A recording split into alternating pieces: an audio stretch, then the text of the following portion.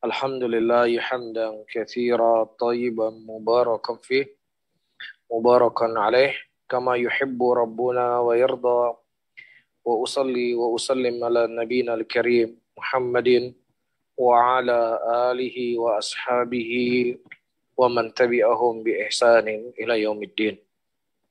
Saudara-saudaraku kaum muslimin dan kaum muslimat rahimani wa rahimakumullah, alhamdulillah pada malam hari ini Allah Subhanahu wa taala kembali mempertemukan kita.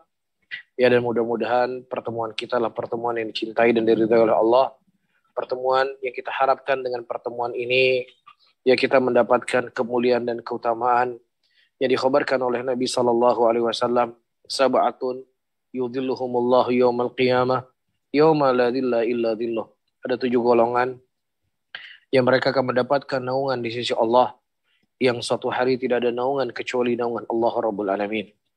Di antaranya kata Nabi sallallahu alaihi wasallam, ar-rajulani tahabbani fillah.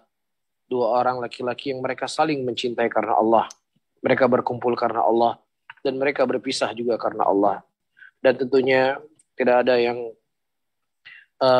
kita harapkan kecuali kita membersihkan hati kita, mensucikan hati kita ya untuk mempelajari syariat Allah, mempelajari buku-buku para ulama, sehingga dengannya ya mudah-mudahan sebagai bekal kita, walaupun bekal yang sedikit ini bisa menjadi sebab ya Rasulullah SAW mencintai kita dan menjadi sebab yang paling penting dan yang paling utama ridhonya Allah Subhanahu wa taala dari perbuatan kita dan juga dari ucapan kita.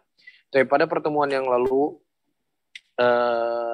seingat saya ada beberapa poin lagi yang belum kita baca tentang ajal seseorang.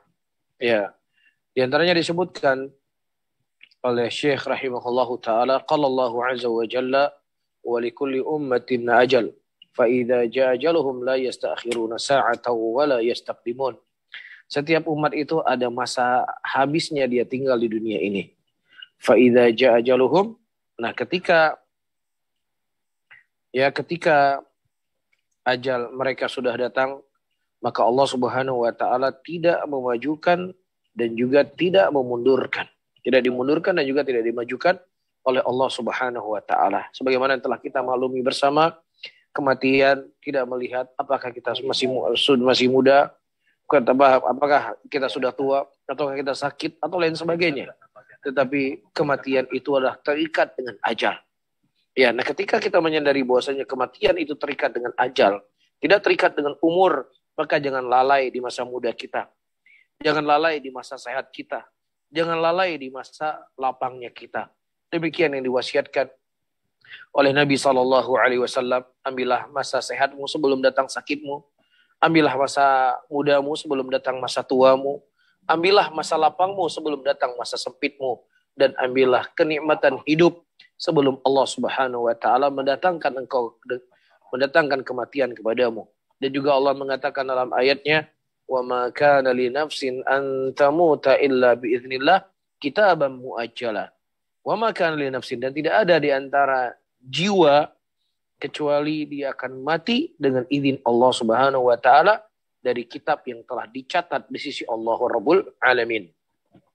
Kemudian disebutkan wa yashhaduna anna man mata aw qutila qad qada ajaluh.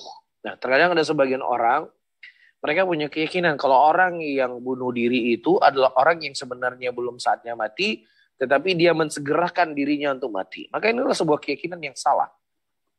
Ini sebuah keyakinan yang keliru. Kenapa saya katakan ini merupakan keyakinan yang salah dan keliru? Karena Allah mengatakan fa idza jaa ajaluhum la yasta'khiruna sa'atan wa la yastaqdimun. Ketika ajal seseorang itu telah datang, maka tidak akan diakhirkan dan juga tidak akan dimajukan sedikit pun oleh Allah. Ya, berapa banyak orang-orang yang dia sudah niat untuk bunuh diri, ya, kalau Allah belum menakdirkan dia mati, dia tidak akan mati. Iya, bahkan ya secara kasat mata kita, ada orang yang mereka secara ketika terjadi kecelakaan itu nggak mungkin hidup. Tapi subhanallah masih hidup mereka. Ya, makanya disebutkan di sini wa yashhadun, mereka alul hadis mempersaksikan siapa yang mereka mati ya atau dia dibunuh maka disitulah ajalnya sudah habis. Taib. Makanya kata Allah ke dalam ayatnya, "Qul law kuntum fi buyutikum labarazal ladzina kutiba alaihimul qatlu ila madaji'ihim." Katakanlah kalau seandainya kalian berada di rumah-rumah kalian dan Allah Subhanahu wa taala menakdirkan kalian untuk mati di sebuah tempat, Allah akan keluarkan kalian dari rumah kalian. Allah akan keluarkan kalian dari tempat tidur kalian dan kemudian kau akan mati di situ. Subhanallah. Dalam sebuah hadis Rasulullah Sallallahu Alaihi Wasallam menyebutkan, ya seseorang ketika akan dicabut nyawanya atau ajalnya telah tiba, Allah akan gerakan hatinya untuk melakukan perjalanan dalam safarnya. Ya, Allah akan gerakan dia untuk melakukan perjalanan dalam safarnya. Jadi mesti hati-hati. Orang yang melakukan perjalanan safar harus selalu takut kepada Allah. Harus selalu meraqabah kepada Allah. Kenapa? Karena terkadang seseorang ketika dia terpisah dengan tempat tinggalnya, dia terpisah dengan keluarganya, dia terpisah dengan istrinya, dan sementara di hadapannya jalan-jalan untuk dia mudah berbuat dosa itu semakin melebar atau semakin besar, semakin mudah untuk dia melakukan dosa. Ya, jadi jangan sampai di masa hidupnya dia dalam keadaan ketaatan, di masa hidupnya dalam keadaan berbuat kebaikan, sebelum Allah mencabut nyawanya dalam perjalanan safarnya, justru dia berbuat maksiat dan situ dia mati dalam kondisi berbuat maksiat kepada Allah, iya dan billah. Maka ini sebenarnya adalah peringatan dari Nabi untuk seorang berhati-hati. Bukanlah berarti setiap orang safar itu akan mati. Enggak, kita nggak berbicara seperti itu. Tapi maksud dari ucapan Nabi SAW agar seseorang itu berhati-hati. Berhati-hati dalam safarnya, dia jadikan safarnya itu sebagai tempat dia banyak berdoa kepada Allah, tempat banyak dia bertobat kepada Allah, karena itu tempat-tempat yang Allah akan mengijabahi doanya. Bisa difahami ya? Kemudian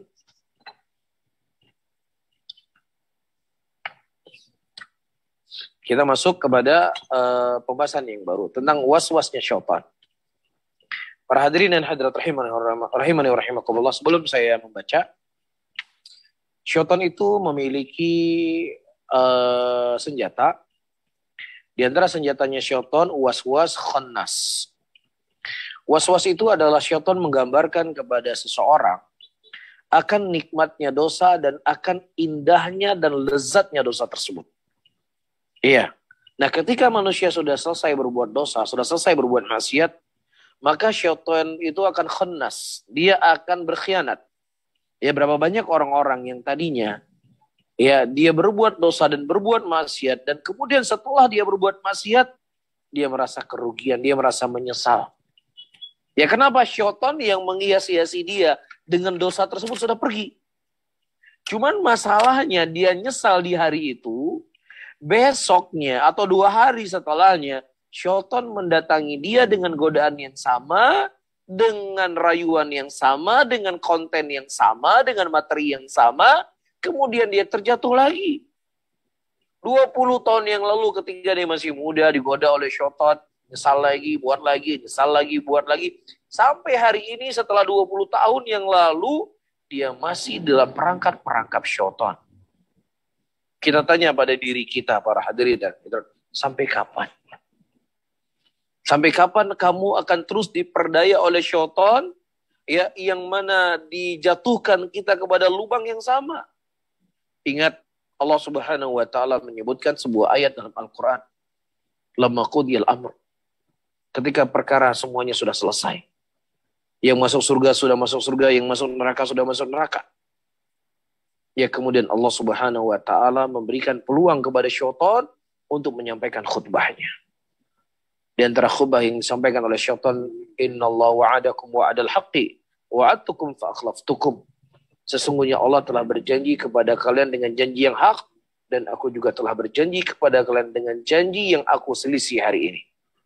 Ya, dan aku tidak punya kekuatan sebenarnya kepada kalian. Aku hanya cuman sekadar mengajak, tapi kalian tetap taat kepadaku. Kalian tetap mengikutiku.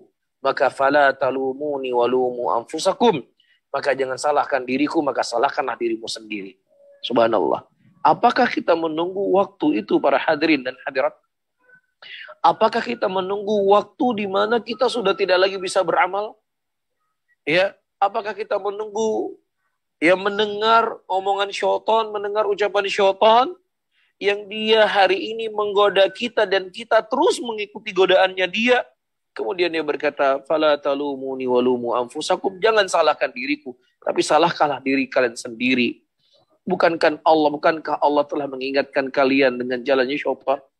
Bukankah kita telah diingatkan oleh Allah daripada jerat-jeratnya iblis? Dan bukankah Allah juga telah menurunkan ayat menceritakan tentang khutbahnya iblis, tetapi kita masih saja terperangkap di dalam godaan dan coba dalam jerat-jeratannya. Oleh karena itu para hadirin dan hadirat yang dimuliakan oleh Allah, ini hal yang perlu untuk kita renungi.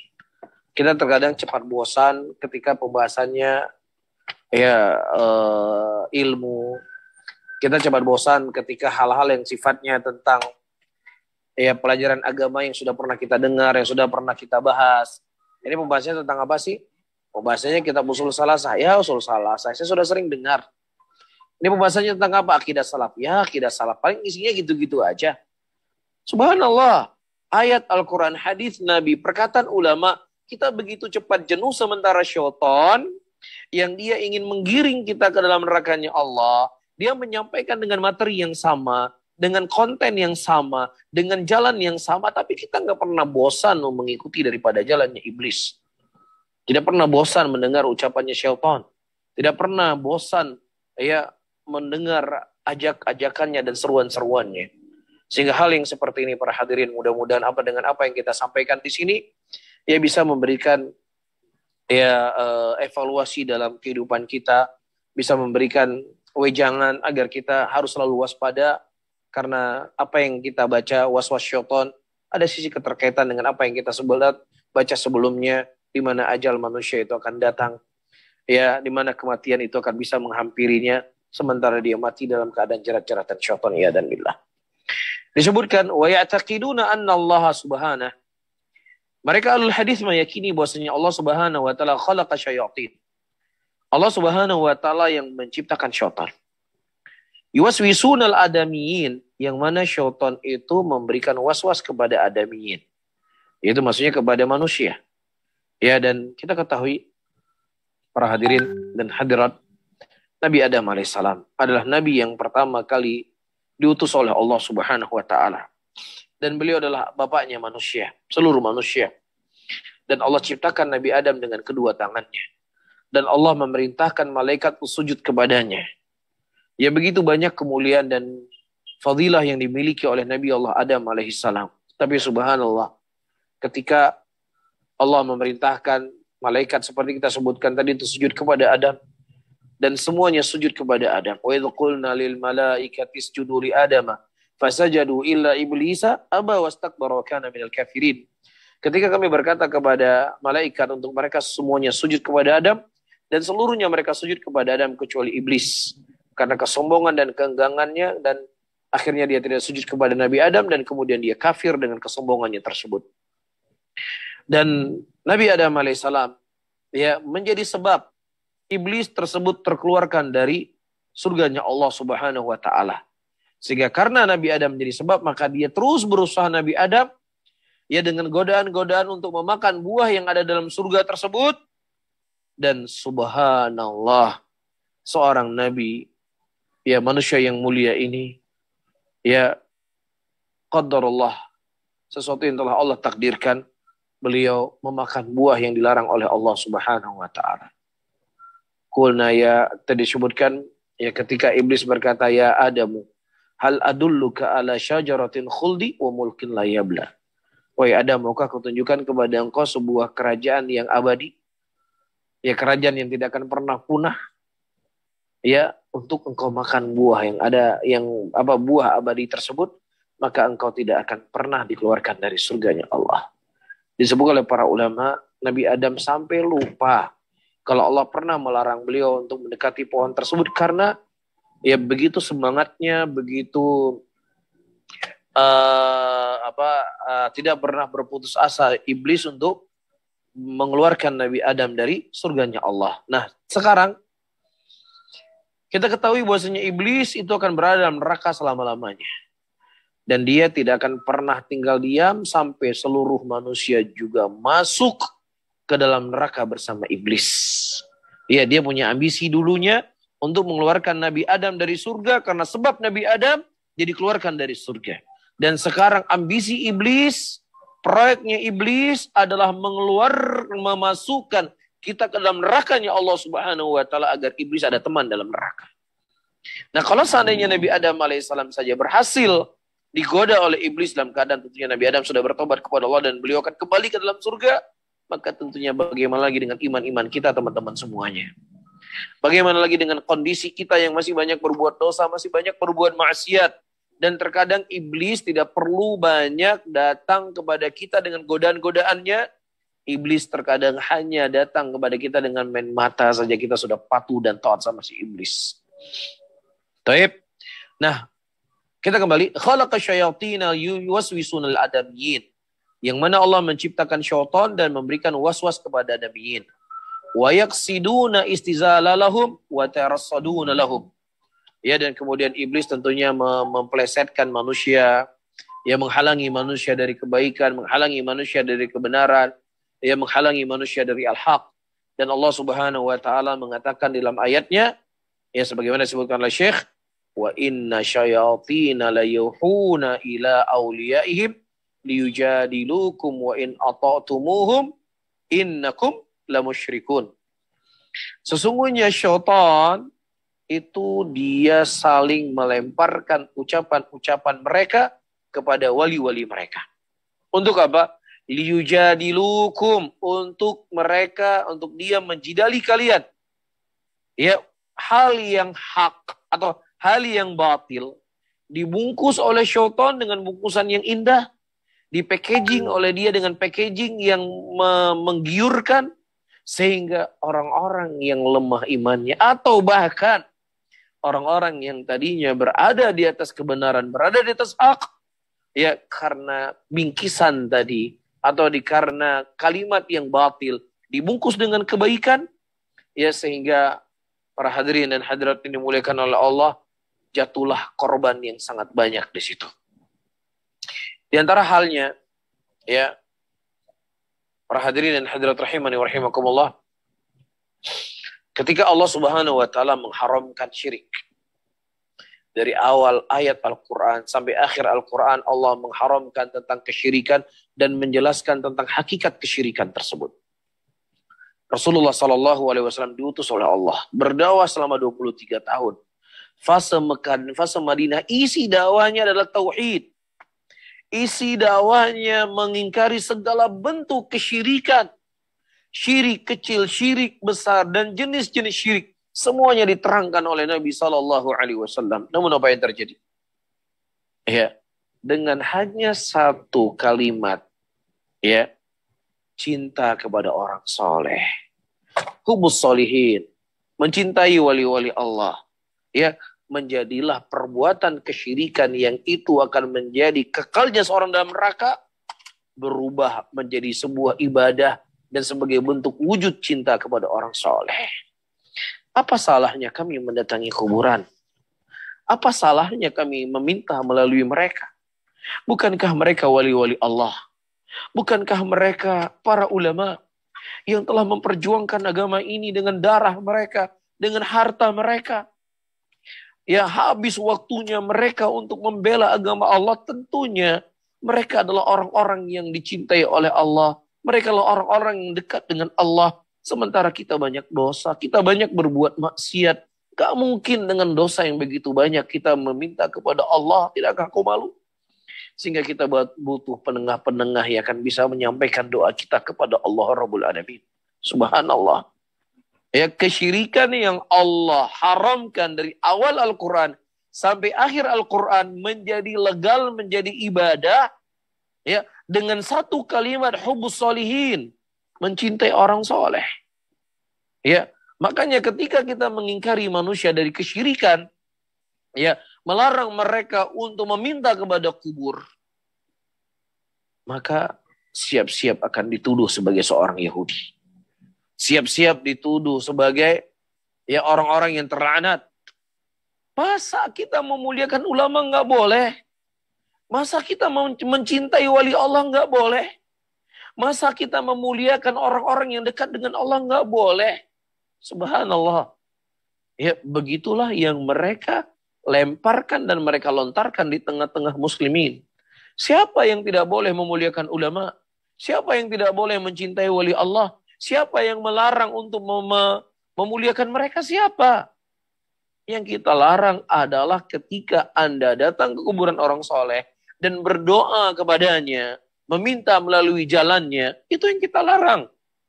Dan ini bukan bentuk mencintai orang soleh, ini bukan bentuk mencintai ulama. Ya, tetapi ini perbuatan kesyirikan yang dibungkus dengan apa? Hubus solihin tadi. Makanya disebutkan sini, wa inna syayatina la yuhuna ila awliyaihim. Yang mana dia saling memberikan wahyu kepada wali-wali mereka. Bisa difahami ya? Wa anna Allah yusallituhum ala man yasha' wa ya'simu min kaidihim wa makri man sya'a ma yasha'. Sesungguhnya Allah Subhanahu wa taala yusallituhum ala man yasha'. Ada yang menyesatkan, ada yang menggelincirkan manusia dalam perangkap-perangkap syaitan siapa yang Allah kehendaki, dan juga ada di antara manusia yang mereka dijaga oleh Allah dari makarnya syaitan, ya, dari tipu daya syaitan, siapa yang Allah Subhanahu wa taala kehendaki. Oleh karena itu, teman-teman semuanya, para hadirin dan hadirat yang dimuliakan oleh Allah, ya, jangan sampai ilmu sedikit yang kita miliki membuat kita sombong sehingga ya kita tidak berdoa dan memohon kepada Allah dari godaan syaitan tersebut. Jangan sampai sedikit pengorbanan yang kita miliki sehingga kita lupa ya dari makar-makar syaitan yang selalu menggiring kita ke dalam kesesatan, dalam keadaan kekufuran. Maka bentuk tawaduknya seseorang kepada Allah, bentuk tawaduknya seseorang adalah dia menuduh dirinya sendiri bahwasanya amalan saya masih sedikit, ilmu saya masih sedikit, kebaikan saya masih sedikit, sementara syaitan terus menggoda anak manusia sehingga saya harus menjaga diri saya. Dan bentuk menjaga diri dengan saya terus berdoa kepada Allah, memohon kepada Allah, jangan sampai Allah Subhanahu wa taala menyesatkan saya. Ya, ini yang harus ya kita tanamkan pada diri kita, para hadirin dan hadirat. Ya, jangan tertipu dengan sedikit kebaikan yang kita lakukan seperti yang saya sebutkan tadi. Kemudian Allah Subhanahu wa taala menyebutkan dalam ayat yang lainnya, para hadirin, qala Allahu azza wa jalla wastafziz man istata'ta minhum bisautik wa ajlib alaihim bi khailik wa rajulik wa rajilik wa syarikhum fil amwali wal aulad wa'idhum wa ma ya'iduhum asyaitanu illa ghurura inna ibadi laysa laka alaihim sultanun wa kaffa bi rabbika waqila. Allah mengatakan, dan perdayakanlah siapa saja di antara mereka yang engkau, wahai iblis, sanggup menggoda mereka dengan suaramu. Dan kerahkanlah semua pasukanmu terhadap mereka, yang berkuda dan yang berjalan kaki. Ini menunjukkan kepada kita bahwasanya iblis, dia punya pasukan berjalan kaki, punya pasukan berkuda untuk menggoda anak manusia. Dan bersekutulah dengan mereka dengan harta dan anak-anak, lalu berilah janjian kepada mereka. Padahal setan itu hanya menjanjikan tipuan belaka kepada mereka, kata Allah. Tetapi sesungguhnya hamba-hambaku yang muttaqin, yang solihin, yang ikhlas, mereka tidak akan mampu engkau kuasai mereka, wahai iblis. Wa kafa bi rabbika wakila, dan cukup bagi Rabb kamu sebagai penolong. Jadi di sini menunjukkan kepada kita, para hadirin, ya, kebanyakan manusia itu akan masuk dalam perangkapnya syaitan, masuk dalam perangkapnya iblis, ya, dan Allah Subhanahu wa taala menyelamatkan hamba-hambanya yang soleh. Allah menyelamatkan hamba-hambanya yang ikhlas kepada Allah Subhanahu wa taala. Mereka lah yang akan terselamatkan dari jerat-jeratnya iblis, yang akan mengantarkan seseorang ke dalam nerakanya Allah, iya dan billah.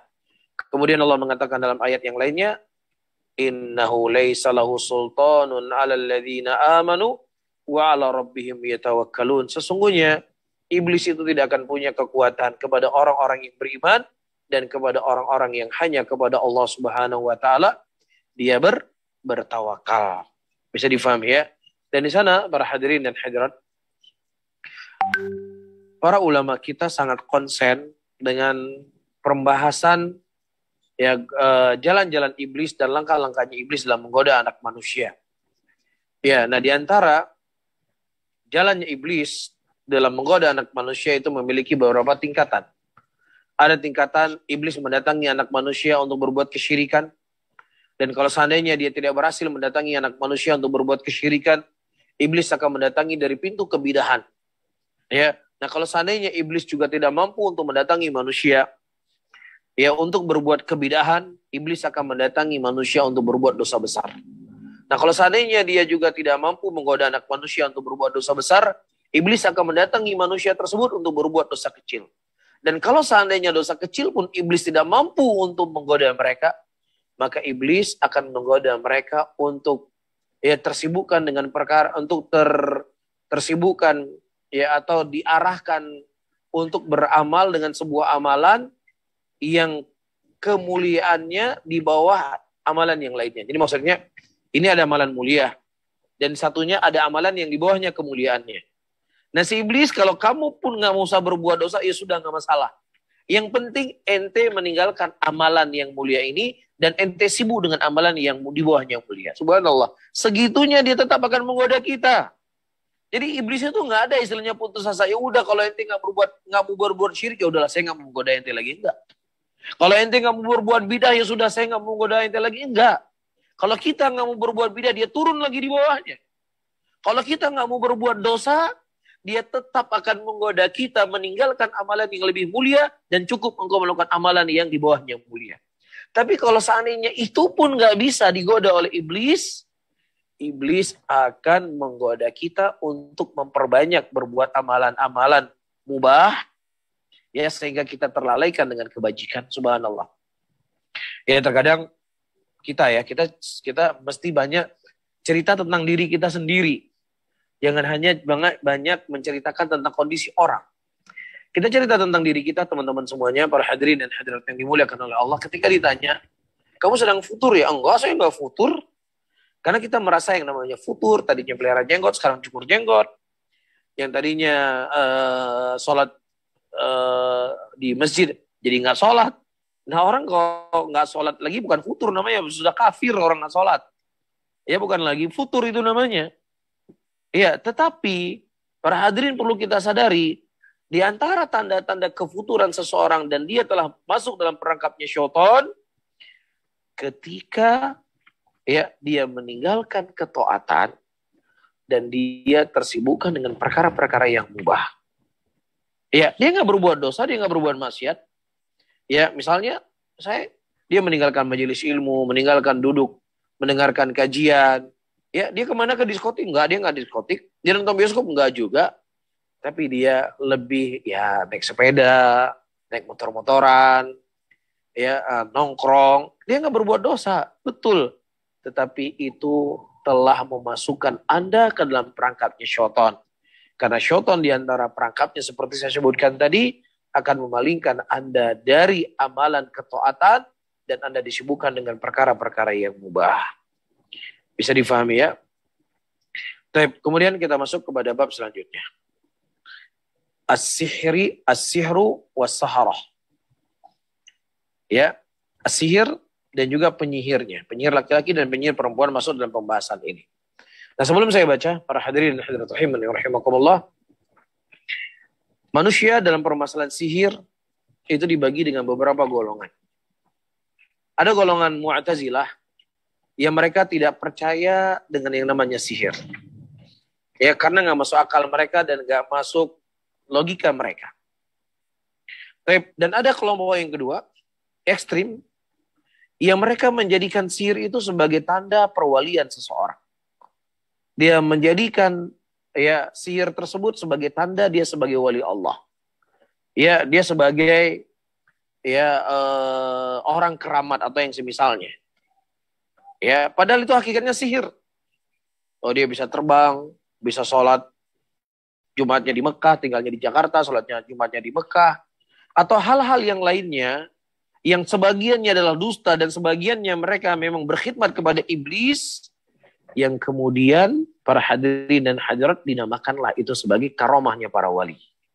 Padahal itu adalah ya sihir-sihir yang digunakan oleh musuh-musuh Allah. Dan di sana Syekhul Islam Ibnu Taimiyah rahimahullah menulis sebuah kitab Al-Furqan baina Auliya Ar-Rahman wa Auliya Syaitan. Ya, pembeda di antara walinya Allah dengan walinya syaitan. Nah, di antaranya dari hal yang saya sebutkan tadi. Ya, sihir, perdukunan dibungkus seakan-akan itulah bentuk perwalian. Bisa difahami ya. Kemudian para hadirin dan hadirat yang ketiga adalah Ahlussunnah. Ahlussunnah meyakini bahwasanya sihir itu ada. Dan sihir itu akan memberikan pengaruh kepada manusia. Di antara dalil yang menunjukkannya Allah mengatakan yufarriqu bainal mar'i wa zawjih. Di mana dengan sihir tersebut akan memisahkan seorang suami dan istri. Jadi ada indikasi-indikasi seseorang itu terkena sihir ataukah tidak. Dan di antara hal yang paling menonjol, yang paling nampak, ya di antara bentuk sihir memisahkan suami dan istri tadi. Misalnya ada suami dan istri yang mereka saling mencintai, mereka saling menyayangi. Ya, tidak ada masalah di antara mereka. Tiba-tiba ya si istri benci kepada suaminya atau suami benci kepada istrinya. Tiba-tiba. Nggak ada sebab apa-apa. Maksudnya nggak ada sebab yang dohir nampak di situ. Nah ini ada kemungkinan. Walaupun kita nggak pastikan 100%. Ada kemungkinan ini ada pengaruh sihir. Kan di antara bentuk sihir adalah memisah suami dan istri. Beda halnya kalau seandainya misalnya mereka sudah berumah tangga. Yang kemudian si istri melihat kelakuan si suaminya. Hari ini, besok, bulan ini, bulan depan, tahun depan, sekian tahun lagi, ada perubahan-perubahan. Sehingga mulai jenuh dia dengan suaminya, dia mulai jenuh dengan pasangan hidupnya. Begitu juga istri. Nah ini nampak perubahannya itu nggak drastis, perubahannya pelan-pelan. Tapi kalau sesuatu yang tadinya mereka saling mencintai, tiba-tiba ya datang perubahan-perubahan yang begitu cepat. Ya maka ini tentunya para hadirin dan hadirat rahimani wa rahimakumullah. Ya, itu yang membedakan. Ya dengannya kita bisa menilai bahwasanya itu sihir ataukah bukan sihir, walaupun ya tidak bisa kita bisa memastikan itu 100%. Namun Ahlussunnah mereka meyakini adanya sihir. Dan dia juga di antara dalil yang menunjukkan Rasulullah SAW pada waktu itu beliau disihir ya oleh seorang wanita Yahudi, dan kemudian Allah memerintahkan malaikat untuk mengambil buhul yang disimpan dalam sebuah sumur dan kemudian dibakar. Ya, dan sihir itu sendiri dibagi menjadi dua. Ada yang namanya sihir al-hakiki dan ada yang namanya sihir at-takhili. Apa itu sihir at-takhili? Sihir at-takhili adalah di mana ya mata manusia disihir. Ya, mata manusia disihir dengan sesuatu padahal itu bukan hakikatnya. Ya, misalnya tali tiba-tiba berubah jadi ular. Ya, atau misalnya seseorang dimasukkan ke dalam kotak kemudian cincang-cincang, kemudian dia hidup kembali. Inilah sihir yang bentuknya hakikatnya ya, dia tetap tali tidak berubah jadi ular, tapi mata manusia yang disihir. Makanya Allah Subhanahu wa taala menceritakan tentang dalam ayatnya, yukhailu ilaihi min sirim anna tas'a. Allah Subhanahu jadi penyihir-penyihir Firaun tersebut menyihir mata-mata manusia, ya tali yang dilempar oleh mereka seakan-akan berjalan. Padahal itu adalah tali, ya bukan ular, tapi mata manusia disihir seakan-akan tali itu adalah ular. Bisa difahami ya? Nah ada sihir yang sifatnya hakiki. Bagaimana bentuk sihir hakiki? Terkadang si penyihir itu akan menyihir manusia dari sisi hatinya. Dari sisi kolbunya. Ya, dia benci dengan istrinya. Istri benci dengan suaminya. Dan seterusnya tanpa ada sebab seperti yang saya sebutkan tadi. Dan kemudian selanjutnya sebelum saya baca. Apakah orang yang melakukan perbuatan sihir itu kafir? Nah, sebagian para ulama mereka merinci. Ya, dirinci bagaimana bentuk sihirnya. Kalau seandainya sihirnya dia meminta bantuan iblis, meminta bantuan syaitan, ya dan ada sesajen-sesajen, penyerahan-penyerahan yang diserahkan kepada syaitan, ya sebagai bentuk peribadatan dia kepada syaitan, maka sihir ini bisa mengeluarkan seorang dari Islam. Tapi kalau seandainya sihirnya cuma bohong-bohongan, tapi untuk menipu manusia, untuk membohongi manusia, dalam kondisi dan keadaan dia tidak meminta bantuan syaitan, maka ini merupakan dosa besar dan dia tidak dikeluarkan dari Islam dan pelakunya tidak kafir. Ya, tetapi sihir yang itu bisa mengeluarkan seorang dari Islam sebagaimana yang dijelaskan oleh Al-Imam Syafi'i rahimahullah ketika sihir tersebut ia meminta bantuan syaitan, meminta bantuan iblis dan dia kemudian menyerahkan ibadahnya kepada iblis tersebut. Dan saya ada sedikit cerita, teman-teman semuanya. Waktu itu ada seorang penyihir di negeri Yaman. Dia bertobat dan kemudian dia mendatangi Syekhuna Syekh Muhammad Al-Imam rahimahullahu taala. Dia mendatangi Syekh Muhammad Al-Imam dan kemudian Syekh menanyakan kepadanya beberapa soal. Yang ajibnya, dia ini adalah seorang imam masjid dan khatib masjid. Imam masjid dan khatib masjid. Iya, tetapi dia tidak pernah berwudu dalam sholatnya. Dia ruku dan sujud kepada iblis. Dan dia melakukan itu semuanya untuk menipu manusia. Dia berpakaian dengan pakaian kiai, berpakaian dengan pakaian Islam, berpakaian dengan pakaian ulama, ya, agar manusia itu mudah mengikuti apa yang dia inginkan. Ya, itu disebutkan dalam kaset tersebut. Dan dia menceritakan sambil menangis bagaimana tahap-tahap dia menjadi seorang penyihir. Ya, ada tahapan-tahapan yang harus dia lalui. Dan tahapan yang paling berat, dia harus menulis ayat Al-Quran dengan darah haidnya wanita. Iya dan billah. Ini jelas perbuatan kekufuran, praktek kekufuran. Dan pelakunya kafir. Ya, dan ini para hadirin dan hadirat rahimani wa rahimakumullah, ya, akan memakan banyak korban dari kalangan orang awam yang terkadang tidak tersentuh dengan agama, tidak tersentuh dengan tauhid, tidak tersentuh dengan akidah, terlebih banyaknya ujian, banyaknya cobaan, ya, banyaknya ya hal-hal yang dia dapatkan dalam kehidupannya sehingga dia mengambil cara jalan pintas, ya, ke dukun atau yang semisalnya. Maka ini menunjukkan kepada kita pentingnya kita mempelajari akidah, pentingnya kita mempelajari tauhid, ya, karena hidup manusia tidak akan selalu bahagia. Ada kondisi-kondisi manusia mendapatkan ujian dan cobaan. Apakah dia akan kembali kepada dukun untuk menyelesaikan masalahnya, ataukah dia akan kembali kepada Allah Subhanahu wa taala, dan itu tergantung dari apa yang kita pelajari. Nah, wallahu taala alam bisawab. Kita baca sedikit. Kita berhentikan kajian kita insyaallah sampai jam 8:45 menit ya. Saya baca sedikit. Wa yashhaduna anna fid dunya sihra wa saharatan. Ya, dan mereka ahlul hadis mempersaksikan bahwasanya di dunia ini ada sihir, ada tukang sihir, ada. Ya, tidak sebagaimana kaum Mu'tazilah yang mereka mengingkari sihir tersebut karena tidak masuk akal mereka. Illa annahum la yadurruna ahadan illa biidnillahi azza wa jalla.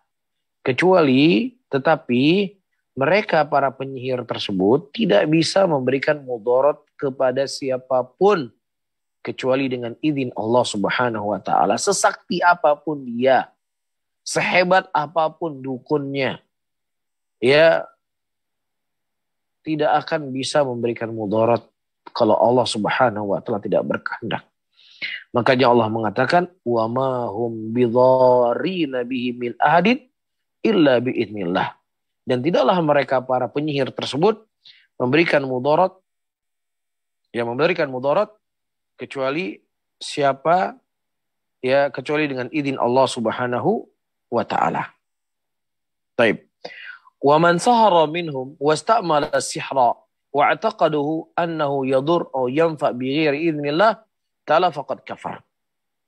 Barang siapa yang seseorang, wa man sahara minhum, siapa yang disihir, ya, siapa yang terkena sihir, wasta'mal as-sihra, dan dia menggunakan sihir dan dia meyakini bahwasannya sihir itu memberikan mudarat atau sihir itu memberikan manfaat tanpa izin Allah, maka dia telah kafir. Paham enggak maksudnya? Jadi ketika seseorang berkeyakinan, ya, bahwasannya sihir inilah semata-mata yang bisa memberikan mudarat untuk dia. Sihir inilah yang telah mengangkat kemudaratan dari dia. Tidak ada sangkut pautnya dengan Allah di sini. Maka siapa yang berkeyakinan seperti itu, dia kafir.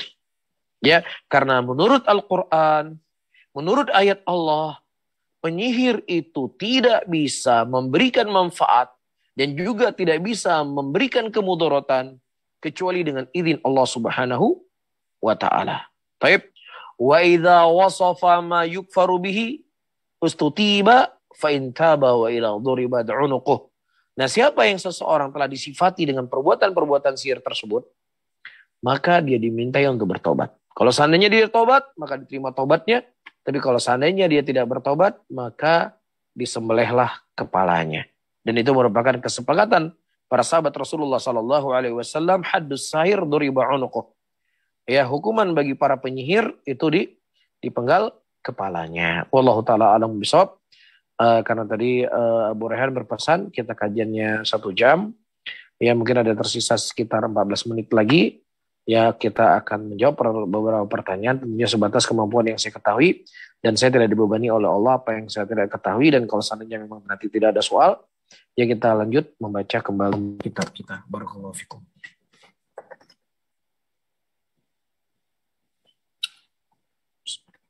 Baik, jazakallahu khairan wa barakallahu fiik Ustaz atas ilmu yang telah disampaikan, semoga bermanfaat untuk kita semua.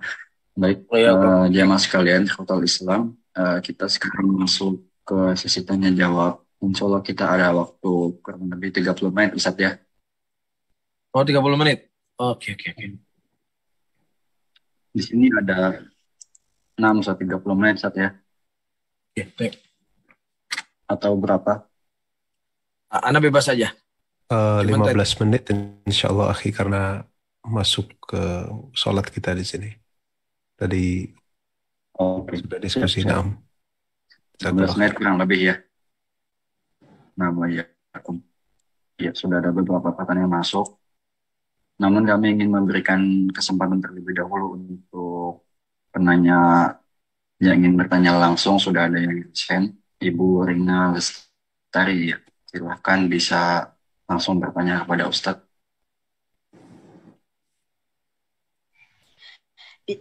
Bismillahirrahmanirrahim. Assalamualaikum warahmatullahi wabarakatuh. Barakallahu fiik Ustadz. Pertanyaannya, tolong berikan tips Ustadz ketika kita memang sudah di kemungkinan besar kita sudah terkena sihir, dengan kondisi kita bisa melihat makhluk halus, ketika sholat was-was, ketika mendengarkan kajian itu kepala berat, terus emosi meludak. Pernah diruqyah juga Ustadz, bagaimana kita bisa ikhlas, bisa sabar, dan bagaimana kita bisa minta ke Allah kita diberi kesabaran, dan apakah boleh kita mendoakan orang yang menyihir kita mendapat balasan yang setimpal Ustadz, hukumnya sangat berat oleh Allah. Apakah kita boleh Ustadz? Jazakallahu khairan. Wassalamualaikum warahmatullahi wabarakatuh. Waalaikumsalam warahmatullahi wabarakatuh. Kepada ibu yang bertanya, pertama, ya ingat Rasulullah Sallallahu Alaihi Wasallam menyebutkan dalam hadisnya, asyadun nas anbiya, asyadun nas azaban, asyadun nas balaan al-anbiya tsummal amsal fal amsal. Orang yang paling keras ujiannya adalah para nabi, dan kemudian semisalnya dan semisalnya. Nah, ketika Allah Subhanahu Wa Taala menguji kita dengan sebuah ujian, menguji kita dengan sebuah cobaan, apakah sakit, apakah kekurangan harta, ya, ataukah terkena sihir, maka itu mudah-mudahan sebagai bentuk wujud Allah Subhanahu wa taala mencintai kita. Itu sebagai bentuk Allah Subhanahu wa taala menyayangi kita dan menjadikan kita orang-orang yang ya mengikuti Nabi Muhammad sallallahu alaihi wasallam. Dan kemudian yang kedua, ibu berbahagialah karena manusia yang paling terbaik di muka bumi ini, manusia yang paling mulia di muka bumi ini, Rasulullah Sallallahu Alaihi Wasallam juga tidak terselamatkan dengan yang namanya sihir. Ya, tidak terselamat dari apa yang mungkin dialami oleh ibu hari ini.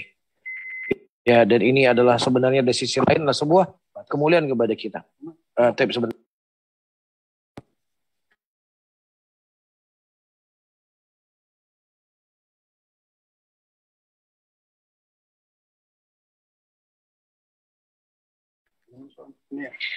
Afwan. Ini yang kedua. Dan yang ketiga, Rasulullah Sallallahu Alaihi Wasallam memberikan motivasi kepada kita. Apa motivasi yang diberikan oleh Nabi Sallallahu Alaihi Wasallam? Kalau seandainya engkau yang mendapatkan ujian dan cobaan, maka ingatlah ujian dan cobaan yang telah menimpaku, kata Nabi Sallallahu Alaihi Wasallam. Ya, Rasulullah Sallallahu Alaihi Wasallam lahir dalam keadaan yatim. Kemudian beliau beberapa saat ibunya sudah meninggal. Ya, kemudian beliau berpindah diasuh oleh dari satu orang ke orang yang lainnya. Hidup dalam keadaan yatim piatu. Ya, dan ujian beliau semakin bertambah ketika beliau diangkat sebagai Rasul. Ya, mulai dihina, mulai direndahkan, mulai dituduh dengan tuduhan-tuduhan, bahkan sampai pada puncak Rasulullah SAW diusir dari kampung halaman beliau sendiri. Dan ketika beliau tiba di Madinah, apakah ujian tersebut selesai? Tidak selesai, ibu-ibu ini muliakan oleh bapak-bapak. Ya, ujian semakin terus bertambah, bahkan Nabi diracuni. Kalau seandainya racun tersebut sempat tertelan, maka Nabi SAW akan meninggal di detik itu juga. Begitu juga tidak hanya diracuni, tapi juga Nabi disihir. Ya, sehingga ini semuanya mudah-mudahan menjadi ya penyemangat untuk diri kita dan menjadi ya meringankan beban kita. Dan yang keempat, banyak mengingat kematian. Bagaimanapun banyaknya ujian dan cobaan yang kita hadapi dalam hidup ini, ya itu semuanya akan berakhir dengan baik kalau seandainya kita sabar. Ya, mengharapkan pahala Allah, bersabar dengan garis yang telah digariskan oleh Allah Subhanahu wa ta'ala. Ya, datang seseorang kepada Sufyan bin Sa'id Ats-Tsauri rahimahullah, dan kemudian dia menceritakan tentang kondisi dan keadaannya. Kemudian ya dia berkata, "Udzukur maut," ingatlah, banyaklah mengingat kematian, karena itu semuanya akan meringankan dirimu. Kemudian yang selanjutnya, ibu-ibu yang bertanya, ketahuilah bahwasanya setiap kita punya ujian, setiap kita punya cobaan. Di belakang ibu ada ribuan orang, mungkin bahkan ratusan ribu orang, mungkin jutaan ribu orang yang dia berharap hidupnya seperti hidup ibu, berharap hidupnya seperti hidup kita. Ya, karena mereka bukan hanya sekedar ya permasalahan, terkena sihir atau sakit, tapi ada sebagian mereka yang terkadang memikirkan apakah saya masih bisa hidup ataukah tidak. Hidup dalam keadaan perang, keluarga tidak ada, keluarga semua telah meninggal, hidup dalam keadaan ketakutan. Jadi ini semuanya perlu diingat. Dan yang selanjutnya, yang terakhir, banyak membaca sirah-sirah para nabi dan sirah-sirah para rasul. Itu semuanya akan bisa melembutkan dan memberikan kesabaran pada diri kita. Nabi Ayub alaihissalam diuji oleh Allah 18 tahun dengan penyakit kulit, yang sampai-sampai semua orang tidak ada yang mau mendekati beliau, dan hanya istri dan kedua sahabatnya lah, dua sahabatnya yang menemani beliau, lainnya manusia jijik melihat Nabi Ayub alaihissalam, seorang nabi, ya nabinya Allah subhanahu wa ta'ala, diuji dengan ujian seperti ini. Adapun mendoakan kepada orang yang berbuat zalim kepada kita, secara hukum asal tidak ada masalah kita mendoakan kepada mereka, sebagaimana ucapan Mu'adz bin Jabal radhiyallahu ta'ala anhu, sebagai ternukil dari Mu'adz bin Jabal, beliau mendoakan orang yang menzalimi beliau. Tapi kalau seandainya kita bersabar, mendoakan dia untuk mendapatkan hidayah, mendoakan dia untuk bisa bertobat dari kelakuannya, maka itu kan lebih baik. Tapi kalau kita pun ingin berdoa, maka tidak ada masalah. Nah, mudah-mudahan itu menjadi sebab pahala buat ibu, ya, dengan kesabaran, dan wasta'inu bisabri wassalah. Kita pertolonganlah kepada Allah dengan sabar dan salat. Wallahu a'lam bishawab.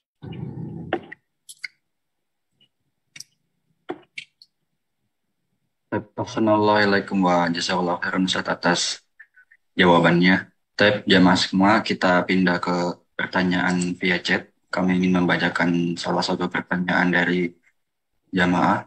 Ada pertanyaan dari hamba Allah. Penanya berkata, "Assalamualaikum Ustadz, izin bertanya, mohon maaf di luar tema. Apakah sah seorang gadis menikah dengan wali hakim, bukan dengan wali keluarga? Gadis ini sudah tidak punya orang tua, tapi ada saudara laki-laki. Alasannya adalah pihak laki-laki sedang dalam proses bercerai dengan istri yang lama, sehingga khawatir kedekatannya terjerumus ke dalam dosa. Namun jika berbicara dengan keluarga yang sekarang, gadis ini khawatir tidak mendapatkan restu karena laki-laki tersebut masih dalam proses bercerai. Mohon nasihatnya Ustaz, jazakallahu khair." Baik, pertama para hadirin dan hadirat rahimani wa rahimakumullah. Rasulullah SAW menyebutkan ridha Allah ma ridha walidain. Ridhonya Allah itu dengan ridha kedua orang tua. Dan pernikahan merupakan sesuatu yang sangat sakral, sesuatu yang suci, ikatan yang suci.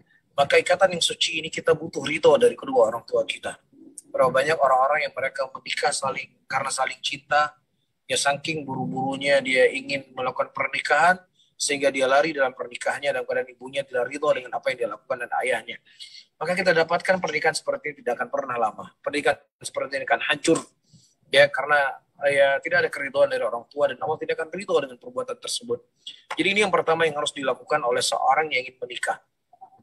Kemudian yang kedua, secara hukum Islam, Rasulullah mengatakan la nikah illa biwali. Tidak ada pernikahan kecuali dengan wali. Ya, dan la di sini adalah la nafiyul sihah. Maksudnya tidak sah pernikahan yang tidak disertai dengan wali, nggak sah nikahnya. Ya berarti kalau dia nggak sah nikahnya, dia maksa nikah, maka itu hubungan zina, bukan pernikahan namanya. Dia akan berdosa.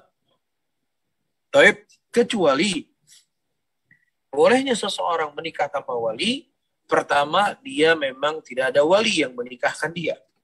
Tidak ada satupun wali yang menikahkan dia. Maka siapa yang mereka tidak punya wali, maka walinya kembali kepada wali hakim. Ya, atau dia punya wali, tapi walinya kafir. Ya, walinya kafir. Tidak ada abangnya, apa bapaknya kafir, semuanya kafir. Maka dalam kondisi seperti ini boleh dia menikah dengan calon suaminya tanpa ada wali. Dan yang ketiga, ya orang tuanya tidak rela dan ridho anaknya menikah dikarenakan misalnya alasan yang tidak syar'i. Ya, saya tidak mau menikahkan anak saya karena calon suaminya orang soleh, calon suaminya adalah orang yang taat. Saya nggak mau anak saya ingin menikah dengan orang-orang yang jangan mementingkan agama dalam kehidupannya. Dan dia telah meminta ridho dari orang tuanya, dia telah berusaha agar orang tuanya bisa memberikan izin, tapi dia tetap tidak memberikan izin dikarenakan ya kesolehan calon suaminya tersebut. Ya setelah dia berusaha tetap juga tidak mendapatkan izin, maka dalam kondisi seperti ini dia boleh untuk mencari wali yang di bawahnya. Tapi kalau seandainya pun di bawahnya dia tidak mendapatkan wali, maka ya boleh dia dalam kondisi seperti ini menikah tanpa adanya wali. Tapi kalau alasannya tidak syar'i, tapi kalau alasannya syar'i, saya nggak mau dengan dia. Ya tunggu, dia ini orang dalam dia bercerai, berarti ada sesuatu yang perlu untuk diteliti kembali. Jangan bermudah-mudahan. Nah, ketika orang tua kita dia punya pandangan seperti ini, maka harus ditaati. Ya jangan sampai ya laki-laki yang baru dikenal seminggu, sebulan, 2 bulan, kita lupa dengan ibu kita yang telah melahirkan kita antara hidup dan mati. Kita lupa dengan ayah kita yang telah membesarkan kita. Jadi hal yang seperti ini perlu diperhatikan oleh orang-orang yang mau menikah. Wallahu a'lam bishawab. Baik. Assalamualaikum warahmatullahi wabarakatuh. Jazakallahu khairan Ustaz atas jawabannya. Mungkin satu pertanyaan terakhir Ustaz ya. Pada sisa waktu 7 menit kurang lebih.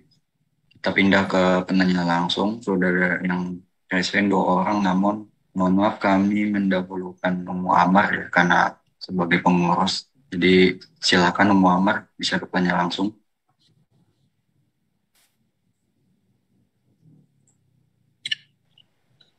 Ya, jazakumullahu khairan. Host, Assalamualaikum warahmatullahi wabarakatuh. Ustadz, Waalaikumsalam. semoga Allah Subhanahu wa Ta'ala memberikan perlindungan, kemudahan, dan keberkahan buat Ustadz dimanapun berada. Ustadz, dari penjelasan yang tadi ada 2 poin yang ingin ditanyakan dari Ummahat di USA. Yang pertama adalah bagaimana kita mengenali bahwa itu godaan setan atau hawa nafsu kita, Ustadz? Karena kebanyakan mungkin kita memblame itu adalah godaan setan.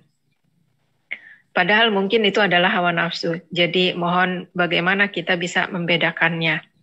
Kemudian Ustadz, kalau tadi dinasihatkan bahwa ketika kita mendapat musibah, kena santet, sihir, atau yang semacamnya, kita disuruh bersabar.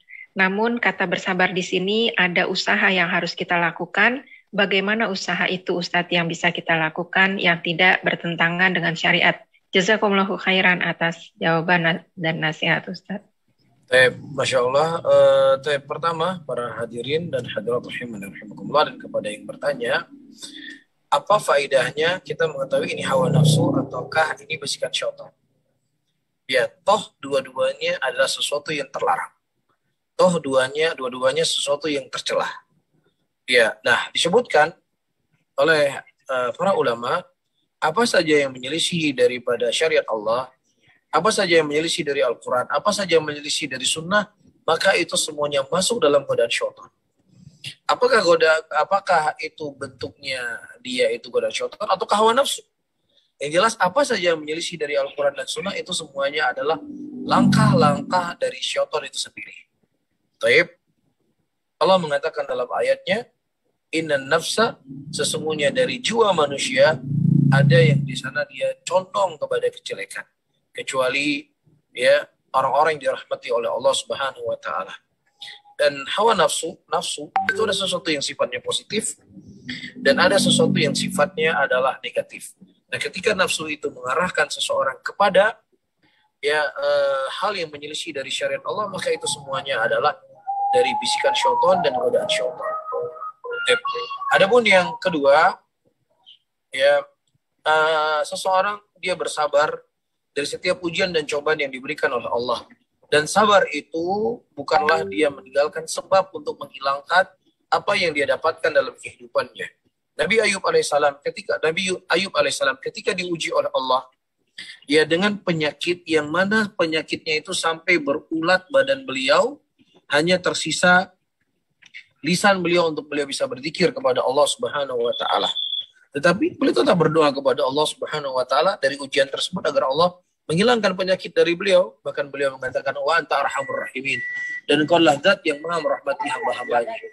Dan juga kedua, para hadirin dan hadirat, ketika Nabi Yakub alaihissalam diuji oleh Allah, dicoba oleh Allah dengan meninggal, dengan pergi, hilang anak beliau Yusuf alaihissalam dan saudaranya pada waktu itu, dan beliau mengatakan, ashku bathi wa huzni ilallah, aku mengadu kesedihanku dan piluku kepada Allah Subhanahu wa taala. Dan ketika beliau mengadu kepada Allah, apakah beliau tidak melakukan sebab-sebab untuk bisa mendapatkan anaknya? Tidak, beliau melakukan sebab. Di antara hal Allah mengatakan dalam ayatnya, ketika Nabi Yusuf alaihissalam berkata kepada putra-putranya, wahai anak-anakku, carilah Yusuf dan saudaranya, dan jangan kalian berputus asa dari rahmatnya Allah. Sehingga sebab yang dilakukan oleh seseorang untuk bisa menghilangkan kemudaratan pada dirinya dari sebab-sebab yang syar'i, yaitu tidaklah menafikan dari kesabaran. Nah, wallahu a'lam bishawab.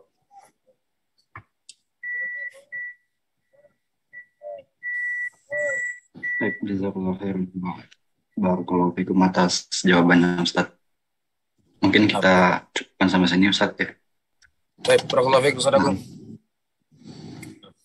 Wa fikum barakallahu. Ana izin tutup, Ustaz. Baik, khawatir Islam, jamaah sekalian, semoga dari pertemuan kita malam ini banyak faedah yang bisa kita dapatkan. Kami ucapkan terima kasih kepada Ustaz jazakallahu khairan atas ilmu yang telah disampaikan kepada kita semua. Semoga bisa bermanfaat untuk kita semua dan bisa menjadi amal jariah Ustadz. Kemudian juga ucapan terima kasih dari kami kepada jamaah Bumiku Mengaji dimanapun berada, terutama dan terkhusus yang ada di Emret. Kemudian kami mohon maaf jika ada kesalahan sikap maupun perkataan, dan juga kami mohon maaf jika ada pertanyaan yang belum sempat kami bacakan ataupun ada penanya yang belum sempat kami berikan kesempatan untuk bertanya langsung.